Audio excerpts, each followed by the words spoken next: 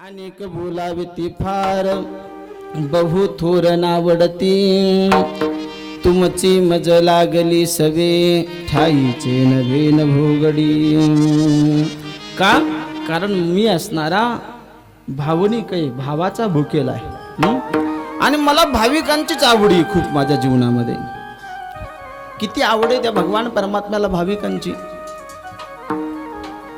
प्रसंग सांगतो तुम्हाला भगवान परमात्मा दूत होऊन एकदा असणारे दुर्योधनाकडे आले पांडवांनी भगवान परमात्म्याला दुर्योधनाकडे पाठवलं आणि दुर्योधनाकडे पाठवल्याच्या नंतर दुर्योधनाने मात्र आता 56 प्रकाराचा भोग भगवान परमात्म्यासाठी बनवला होता आणि 56 प्रकारचा भोग बनवल्याच्या नंतर भगवान परमात्मा आणि दुर्योधन समोर बसले दोघांचा संवाद चालू आहे दोघांचा संवाद चालू असताना भगवान परमात्मा त्या दुर्योधनाला म्हणतात दुर्योधना मी दूत म्हणून आलोय पांडवांचा आणि म्हणून तू काय कर हे जे घेतलेलं पांडवाचं राज्य हे पांडवांना देऊन टाक असं मला वाटतंय पण दुर्योधन म्हणला देवा असं सहजासहजी मी राज्य देणार नाही देवा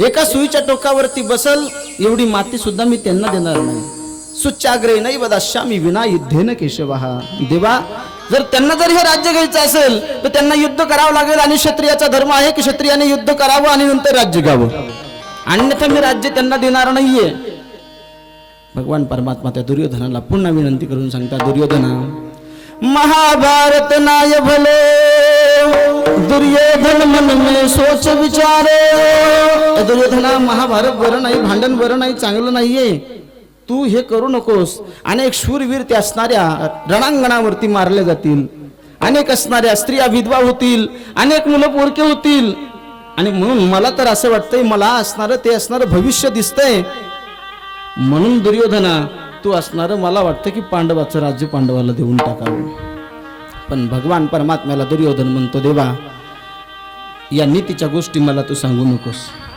कारण मी लहानपणापासून जन्मताच राजकुमार आहे म्हणून मला माहिती आहे नीती अनीती मला सर्व माहिती आहे पण तू आता राजा झालास पहिला तू गाई चारायचास गड्यानो राजा किरे झाला कृष्ण सिंहासनी बैसला आता राजा झालास तू काय न्याय नीतीच्या गोष्टी मला सांगू नको देवा पण तुझ्यासाठी मात्र 56 प्रकारचा भोग त्या ठिकाणी बनवून ठेवला तू खूप लांबून आलास द्वारकेहून आलास म्हणून तुला भूक लागली असेल देवा चल म्हणे जेवण करून घे ते थंड होतं पंचपक्वान्नाचं जेवण भगवान परमात्मा त्या दुर्योधनाला म्हणतात दुर्योधना मी असं कोणाच्याही घरी जेवत नाही दुर्योधना ना ही मैं किसी के प्रभाव में खाता हूं ना ही मैं किसी के अभाव में खाता हूं मैं जब जब भी खाता हूं तो मेरे भक्त के भाव में खाता हूं मी असं कोणाच्याही घरचं जेवत नाही दुर्योधना असं 56 प्रकारच्या भोगाला मी लात मारतो तुझ्या माझा भक्त माझी वाट बघतोय कोण भक्त देवा कोणाकडे जायचंय तुम्हाला जेवणासाठी दुर्योधनाला भगवान परमात्मा म्हणतात माझा विदुर काका आज माझी वाट बघतोय आणि खरोखर विदुर काकाला माहीत झालं होतं भगवान परमात्मा आज असणाऱ्या या असणाऱ्या नगरीमध्ये आलेले आहेत म्हणून विदुर काका त्या असणाऱ्या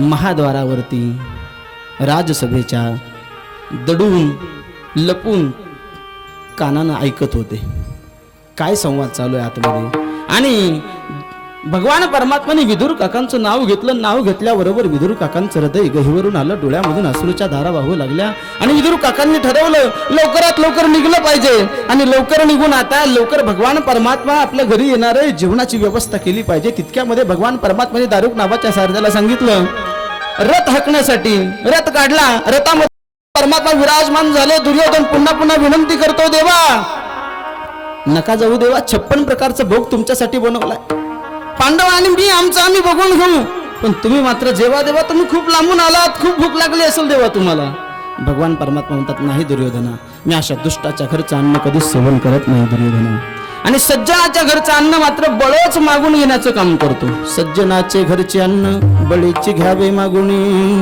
आणि भगवान परमात्मा रथामध्ये आरूढ होतात रथ निघायला प्रारंभ होतो पाहता पाहता रथ विदुर काकाच्या कुटियेच्या समोर येऊन उभा राहतो विदुर काकाच्या कुटीच्या समोर तो रथ येऊन उभा राहतो. रथाचा आवाज कानावरती येतो, घोड्याच्या पायांचा आवाज कानावरती येतो आणि विदुर काकी असणारी सुलभा माता घराच्या बाहेर येते. बघते तर आज कोण आलं होतं दारामध्ये? सरपंच, उपसरपंच, नगरसेवक, आमदार, खासदार, मंत्री. हो ना हो, जगाचा मालक आज असताना दारामध्ये उभा राहिला होता, रथ घेऊन आला होता. आणि एवढा आनंद विदुर काकीला झाला, एवढा आनंद झाला, तो आनंद गगनामध्ये मावेन असा झाला. विदुर काकी देहभान विसरून गेली, भगवान परमात्म्याचं स्वागत केलं. पधारी आहे प्रभू. आणि भगवान परमात्मा कुटीमध्ये आले. आसन घेतलं, आसन घेतलं आणि भगवान परमात्म्याला बसण्यासाठी देणार विदुर राणी, पण देहभान विसरली होती. आसन टाकलं, स्वतःच बसली. भगवान परमात्मा खाली बसली. भगवान परमात्मा फक्त तिच्याकडे बघून हसतायत. आज स्मित हास्य करण्याचं काम करतात. तेवढ्यात भगवान परमात्मा म्हणतात, काकी हे बघ म्हणे, खूप भूक लागली बघ काकी. सकाळपासून अन्नाचा कण नाही, पाण्याचा थेंब नाही पोटामध्ये, आणि तुझ्याकडे जेवणासाठी आलो.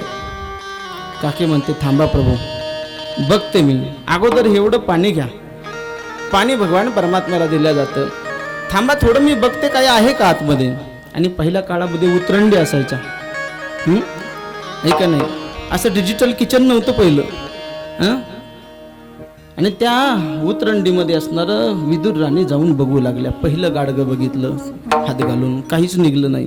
दुसरं बघितलं, त्याच्यातही काहीच नाही. तिसरं बघितलं, त्याच्यातही काहीच निघलं नाही. पाहता पाहता एक उतरंड समाप्त झाली. दुसऱ्या उतरंडीला सुरुवात केली. पहिलं गाडगं बघितलं, त्याच्यातही काही नाही भेटलं. दुसरं बघितलं, शेवट संपत आली. पण शेवटच्या गाडग्यामध्ये मूठभर तांदळ भेटली. आणि त्या मूठभर तांदळाची असणारी खीर बनवण्याचं काम विदुर काकीने केलं. आणि त्या खिरेमध्ये महाराज दूध नाहीये, त्या खिरेमध्ये तूप नाहीये, त्या खिरेमध्ये साखर नाहीये, आणि जेवणासाठी ताट सुद्धा नाही. केळीचं असणारं त्या ठिकाणी पान होतं, केळीचं पान. त्या केळीच्या पानावरती भगवान परमात्म्याला खीर वाढली. आणि भगवान परमात्मा फुरके मारू मारू खाण्याचं काम करतात. वाह काकी, क्या बात है, बहुत बढ़िया बना दी काकी आपने, बहुत अच्छी लग रही है. वाह, अन्नपूर्णा माता ने बनाई, साक्षात ऐसी लग रही माँ, बहुत बढ़िया बनाई है. आणि असं म्हणून भगवान परमात्मा आनंदाने खीर खाण्याचं काम करतात. खीर पाहता पाहता संपून गेली, पण भूक काही संपली नाही. तितक्यात विदुर काका असणारे बाहेरून आले. इकडे भगवान परमात्मा पुन्हा काकीला म्हणतात, काकी एवढ्या काय भूक संपली नाही, आणखी काय असलं तर बघा घरामध्ये. आणि एक केळीची घड आणून ठेवली होती. केळं आणून ठेवले ते विदुर काकाने. विदुर काकी जाते, केळाची घडी आणते. भाव विभोर झालेली होती, भगवान परमात्मा घरी आलेत म्हणून. आणि विदुर काकीच्या मनामध्ये भाव येतो की भगवान परमात्म्याला ही केळी सोलून द्यावी. आणि कातडं काढलं, सोललं, आणि मधला गाभा भगवान परमात्म्याला द्यायचा होता. पण मधला गाभा स्वतःकडे काढून घेतला आणि केळीचं छिलक असणारं भगवान परमात्म्याच्या हातात दिलं. भगवान परमात्मा ते छिलक सुद्धा आनंदाने खाण्याचं काम करतात. विदुर काका कुटीच्या दारावरती आले आणि विदुर राणीला हाक मारले, सुलभा अगं काय करतेस? आणि मग देहभान विसरलेली सुलभा माता पूर्वस्थितीवरती येते. खरंच मी काय करते? केळ्याचं कातडं असणारं भगवान परमात्म्याला दिलंय आणि मी आतला गाभा माझ्याकडे ठेवून घेतलाय. आणि मग परत असणारी पूर्वस्थितीवरती येऊन भगवान परमात्म्याला आसनावरती बसवते. बस इथं काय मला सांगायचं, प्रेम आहे, प्रेम इथं. आणि जिथे प्रेम असेल ना तिथं बाकीच्या गोष्टींचा काही विचारच माणूस करत नाहीये. म्हणून त्या भगवान परमात्म्या सुद्धा प्रेमच लागतं महाराज. मैं तो भाव का भूखा हूँ, भाव ही बस सार है, भाव से मुझको भजे तो भव से बेड़ा पार है, भाव बिन सुनी पुकारे मैं तो कुछ लेता नहीं, भाव से एक पुष्प भी